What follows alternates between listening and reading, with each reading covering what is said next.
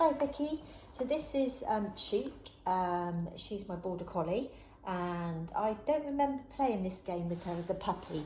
So this is a game we used to play a lot with our pups to teach them to accept just a head collar. Nowadays I prefer not to use them too much, so I didn't teach her this game, but it's a really good fun game where I have a handful of treats, as you can see. She's quite keen to have them, and then I just hold the collar up, and if she puts her head through, I just reward her. I take the collar away again, hold the collar up, take it off. So I'm asking her to want to put her head in it. As you see, then as I move the collar around, she's wanting to touch it with her nose. I'm then placing the treat in a place where, in order to receive the treat, I'm putting the head collar over her. So what I've just done there's probably about 5 treats. Chic, sit a minute please. That's about 5 treats, and that's all I would do, and then I take it away, and I wouldn't ask any more of her in one session than that. So it may be that some dogs are so easy accepting a harness that you may have done it a little bit too quickly when you first put it on her, or, well, you never know. I suspect it's more the fur issue than anything else, but we'll see. So now this is the kind of harness that I was talking about. So what happens is the harness goes over, harness goes, well, I'll show you some more training in a minute, but first of all I'll show you the fitting. So this goes over her shoulder, and if we turn her around, you can see this comes under her belly like that, and then this is clipped on at the back. Cheeky, come, sit, Cheeky, sit, good girl. So then this clips on at the back. So you kind of got like a bit of Y front there. That goes over the shoulder, doesn't impede the movement. That goes over the back. Cheeky, turn around, sit. And as you can see at the front, it goes between her legs. We'll move her a little bit further back. Around here, there's nothing touching her here, and there's nothing touching her there, and it goes right between her legs in a straight line, and then over the back, okay? So that's the harness, and then with the perfect fit one, you can just unclip it completely. You don't have to take it over their head.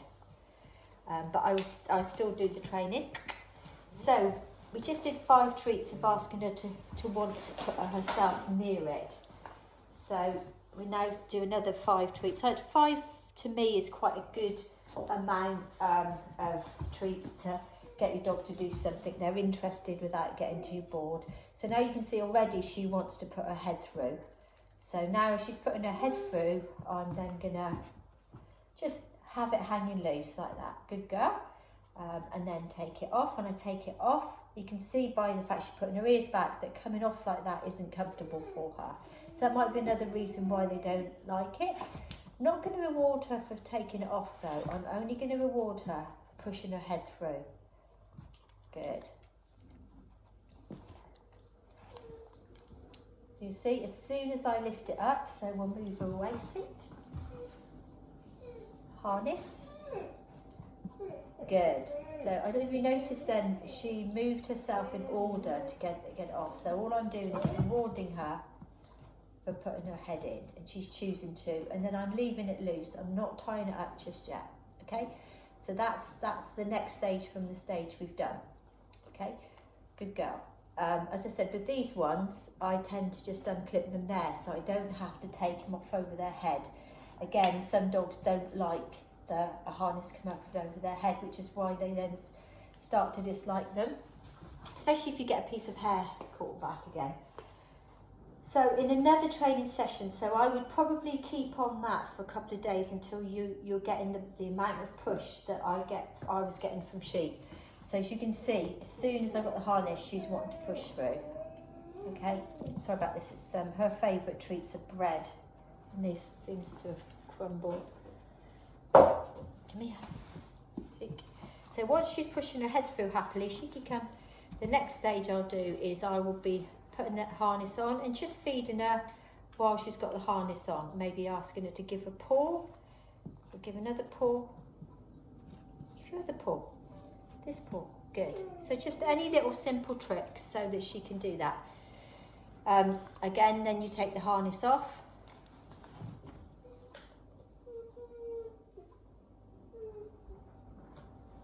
And we're only feeding when the harness is on. Harness on, feed. Now I'm going to put the harness through her legs and clip it. As soon as it's clipped on, I ask her to sit. And then I'm going to ask her to do some of her favourite treats, so her tricks, so that she's forgotten that I've got the harness on. So she likes to do give a paw, give other paw, give a paw, other paw. Good girl, very nice. And do left. Good. And right. Good. Okay, so I'm just luring her those tricks. She knows how to do them without the treat, but I'm just luring her.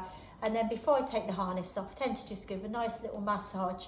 And when you're doing that as well, you can just double check that then it's not impinging in it. And as you take it off, if you give them a nice rub, again, having the harness on becomes a bit of, if they like affection, it's a bit of an extra cuddle.